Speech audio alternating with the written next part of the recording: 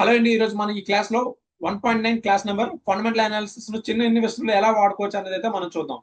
Fundamental analysis ను చిన్న investors ఎలా వాడుకోవచ్చు. చిన్న ఇన్వెస్టర్లు అంటే ఏంటి? తక్కువ మూలధనంతో స్టాక్ మార్కెట్ లో ప్రవేశించేవారు. చిన్న ఇన్వెస్టర్స్ ఎవరిని అంటారు? తక్కువ మూలధనం, అమౌంట్ తక్కువ ఉండి స్టాక్ మార్కెట్ లో రీసెంట్ గా వచ్చిన వారిని చిన్న ఇన్వెస్టర్స్ అంటాం. వీరి వద్ద పెద్ద మొత్తంలో డేటా అనలిస్ట్ లో అడ్వాన్స్ టూల్స్ లో లేకపోయినా సాధారణంగా ఫండమెంటల్ అనాలిసిస్ పద్ధతులు పాటించి బాగా లాభపడవచ్చు. అంటే సరైన నైపుణ్యాలు, క్రమం, సరైన సమాచారం ఉంటే చిన్న ఇన్వెస్టర్స్ కూడా సక్సెస్ఫుల్ లాంగ్ టర్మ్ ఇన్వెస్టర్ గా మారవచ్చు. చిన్న ఇన్వెస్టర్ కూడా సక్సెస్ఫుల్ లాంగ్ టర్మ్ ఇన్వెస్టర్ గా మారవచ్చు. సో ఎగ్జాంపుల్ మనం కొన్ని విషయాలు అనేది మాట్లాడుకుందాం. మౌలికమైన ఫైనాన్షియల్ రేషియోలను అర్థం చేసుకోవడం. మౌలికమైన ఫైనాన్షియల్ రేషియోలు అంటే చిన్న ఇన్వెస్టర్స్ పిఈ, ఆర్ఓఈ, ఆర్ఓసి, డెప్ట్ టు ఈక్విటీ, ఈపీఎస్ వంటి తక్కువ రిస్క్ కలిగిన ఫైనాన్షియల్ రేషియోలను అయితే గ్రహించాలి. సో ఈ ఉపయోగించాల్సిన టూల్స్ అంటే screener dot in, Moneycontrol, Tickertape వంటి ఫ్రీ టూల్స్ అయితే ఉపయోగించాలి. సో ఎప్పుడైతే ఈ టూల్స్ ఉపయోగించడం నేర్చుకున్నారో సో ఆటోమేటిక్ గా వాళ్ళకి ఇన్ఫర్మేషన్ అనేది అయితే ఈజీగా అనేది అయితే వస్తుంది. అండ్ నెక్స్ట్ ఏంటంటే విస్తృతమైన డైవర్సిఫికేషన్ కాకుండా శ్రద్ధగా 4 to 5 స్టాక్స్ అనేది ఎంపిక చేయడం. విస్తృతమైన డైవర్సిఫికేషన్ కాకుండా శ్రద్ధగా 4 to 5 స్టాక్స్ అంటే చిన్న మొత్తంలో ఉన్నప్పుడు 4 లేదా 5 బలమైన ఫండమెంటల్స్ ఉన్న స్టాక్స్ ఎంచుకొని వాటిపై పూర్తి అవగాహన పెంచుకోవడం అనేది మంచిది.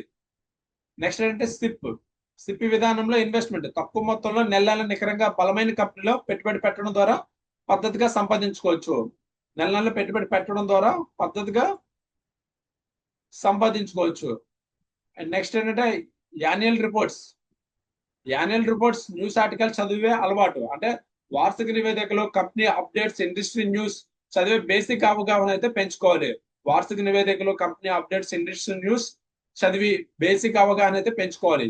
మ్యూచువల్ ఫండ్స్ అండ్ ఈటీఎఫ్ ద్వారా ఫండమెంటల్ స్టడీ అభ్యాసం. అంటే ఏంటంటే డైరెక్ట్ స్టాక్స్ కాకుండా బలమైన ఫండమెంటల్స్ ఉన్న స్టాక్స్ ని, ఎక్కువ వెయిటేజ్ ఉన్న మ్యూచువల్ ఫండ్స్ లేదా ఈటీఎఫ్ అయితే ఎంపిక చేసుకోవడం. డైరెక్ట్ స్టాక్ కాకుండా బలమైన ఫండమెంటల్స్ ఉన్న స్టాక్స్ కి ఎక్కువ వెయిటేజ్ ఉన్న మ్యూచువల్ ఫండ్స్ లేదా ఈటీఎఫ్ అయితే ఎంపిక చేసుకోవడం.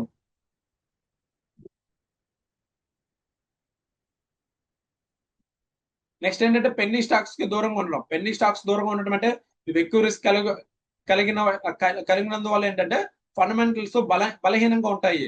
చిన్న ఇన్వెస్టర్ వీటిని తక్కువ చేయాలి. అంటే ఇవి ఎక్కువ రిస్క్. పెన్నీ స్టాక్స్ ఎప్పుడు కూడా రిస్క్ అనేది ఎక్కువ ఉంటుంది, ఫండమెంటల్స్ బలహీనంగా ఉంటుంది. సో వీటిని చిన్న ఇన్వెస్టర్స్ ఎవరైతే ఉన్నారో అవాయిడ్ చేయాలి. నెక్స్ట్ ఏంటంటే ఫ్రీ టూల్స్ అండ్ కోర్స్ వాడుకోవడం. చిన్న ఇన్వెస్టర్ జెరోదా వెర్సిటీ లేదంటే గ్రో లెర్న్, యూట్యూబ్ వంటి వనరుల ద్వారా ఫండమెంటల్ అనాలిసిస్ అనేవి అయితే నేర్చుకోవచ్చు. సో ఫైనల్ గా మనం ఏంటంటే చిన్న ఇన్వెస్టర్స్ ఎక్కువ రిస్క్ తీసుకోకుండా చిన్న మొత్తాలతో బలమైన ఫండమెంటల్స్ ఉన్న కంపెనీలో సిప్ రూపంలో పెట్టుబడి పెడితే సమయంతో పాటు గడిచే కొద్దీ మంచి రిటర్న్స్ అనేవి సాధించవచ్చు. డేటా జ్ఞానం, క్రమశిక్షణ కలిస్తే చిన్న ఇన్వెస్టర్స్ కూడా పెద్దగా ఎదగవచ్చు. సో జనరల్ గా ఏంటంటే మనకి ఈ క్లాస్ లో ఫండమెంటల్ అనాలిసిస్ ను చిన్న ఇన్వెస్టర్ ఎలా వాడుకోవచ్చు అనే దానికి అయితే వివరణ. ఫర్దర్ గా వచ్చే క్లాస్ లో ఇన్ డెప్త్ గా మన ఫండమెంటల్ అనాలిసిస్ కోసం అయితే మాట్లాడుకుందాం. Okay, thank you and bye.